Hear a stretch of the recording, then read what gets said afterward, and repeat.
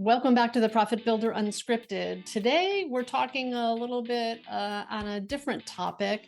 Today, we're talking about how do our thoughts influence our behavior, and how does that influence us being able to have the life that we desire. All right, let's jump in. Have you ever noticed there's a little voice inside of our head that seems to want to tell us often how we're not doing things right, or we're not doing things as good as somebody else, or we're not perfect, or we could have done better, or we're always looking for and seeking out how it is that we are not enough. And I've been thinking about this for a long while. And interestingly enough, as this thought has been sort of percolating through my head, I've been thinking about, what is it that is behind all of that. And I've spent a lot of time in my life on my own personal transformation journey. I've done lots of courses and trainings, and I listen to coaches and inspirational people about, like, how do you change your thinking, change your life, right? Like, probably a lot of us have heard that expression. And the thing that I've come to realize is that it is a process, it's a journey, and I don't think that we're ever like finished with it. But I think that the more we can bring intentionality to paying attention to the thoughts that we have that run us day in and day out, can really have a dramatic impact in terms of the quality of our lives and the quality of our relationships that we have with other people. And so, I realized for myself that it's kind of this process of, am I doing things that are bringing awareness to my thoughts, awareness to my behavior, awareness to my engagements with others, in a way that has me just be conscious and thoughtful of, what am I doing? Is this creating the experience that I want? Is what I'm saying or thinking, forwarding, getting me to where I want to go? Or is it just stopping me? Is it creating a negative dialogue that isn't really serving me? And a couple of months ago, I repicked up the book, The Four Agreements by Miguel Ruiz. Now, I'd read the book many years ago, and I don't know what prompted me to pick it up again. I'd just been thinking about it, and as I read it, I realized that his four agreements. Well, I will tell you that I don't love the way the book's written. I think that he uses some kind of like weird words to describe the challenges that we have as human beings in terms of finding our true selves. But his message has been really great for me to be mindful about what is the internal dialogue I have. So let me tell you the four agreements. The first agreement is be impeccable with your word. The second agreement is don't take anything personally. The third agreement is don't make assumptions. And the fourth agreement is do your best. That's what you can do.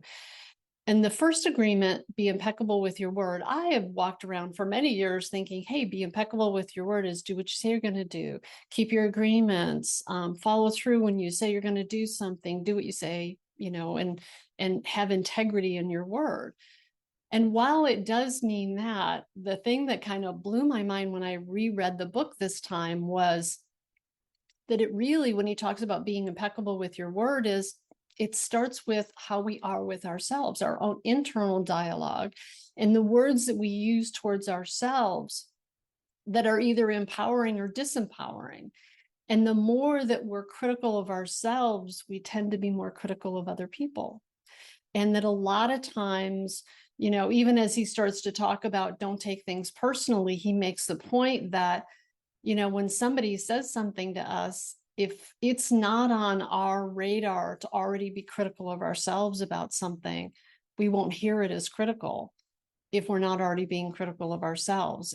And the third agreement about don't make assumptions, really, like, all three of those sort of tie into each other about how often do we assume that we understand what somebody means, or what they, or what their intent is, or we assuming that we know because we're just focused on what we think or our point of view or our perspective. And, one of the other things that he talks about is that there's so many times when we make assumptions about how we interpret what somebody means instead of asking questions. And so, those first three things have really, as I've read the book, and I've actually gone through it twice and kind of underlined some stuff, because it's not things that you and I don't know. A lot of those are things that we know intellectually, but what it's made me do is really stop and notice when I'm in a conversation and I start to take something personally, to go, oh, maybe that's just my stuff about myself. Why do I have that self? Why am I being, as critical of myself or self-deprecating? Why am I judging myself in that way, and sort of turning it around instead of assuming that I know what their intent is, realizing that if I take it personally, maybe it's my own internal dialogue that is getting in my way, or my own self-critic that is really the point and really the issue, which comes back to this thought that I've been having for a while now about how often does our own internal self-critic cause problems in our relationships with other people, or how does it create issues in terms of getting in the way of us being able to accomplish what we want in our lives and in our businesses, and even in a sales conversation or in a conversation with an employee. Like, are we really being mindful of appreciating what we're bringing to the conversation, or are we second guessing ourselves a lot? Are we hesitating, or are we being critical of ourselves before we walk into a conversation?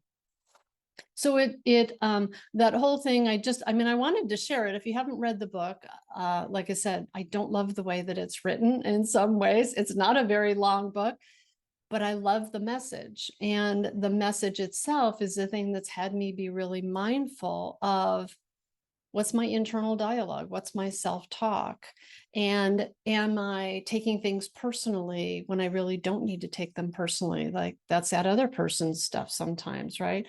Or am I really making assumptions about what I understand somebody to say, and maybe I just need to stop and ask more questions?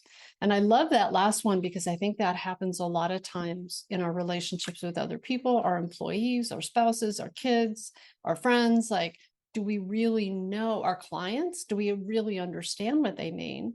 Or are we making assumptions that we understand what they mean? And maybe what's helpful is if we stop and we ask more questions. So I just wanted to share that with you today, because I thought it's like I said, it's really been influencing how I'm thinking and how I'm kind of moving through the world, and really noticing more about my engagements with other people, but also noticing my internal dialogue, and making me stop and pause and maybe take a different approach and a different tact, or just taking a breath and going, okay, well, is that really true? And I think that's a really useful question, is asking ourselves, is it really true, or maybe not? And I think it makes us pause and really ponder for a moment before we jump in and assume. So I'm going to share a quote that I thought about too, that I love, by Margaret Thatcher. And it's a great quote that I've kept on my wall for years. And it says, "Watch your thoughts, for they become your words, and watch your words, for they become your actions. Watch your actions, for they become your habits, and watch your habits, for they become your character. And watch your character, for it becomes your destiny." Again, that's by Margaret Thatcher. And basically her point is, what we think, we become. So I hope this has maybe given you pause for thought today. And I look forward to seeing you next time on the Profit Builder Unscripted.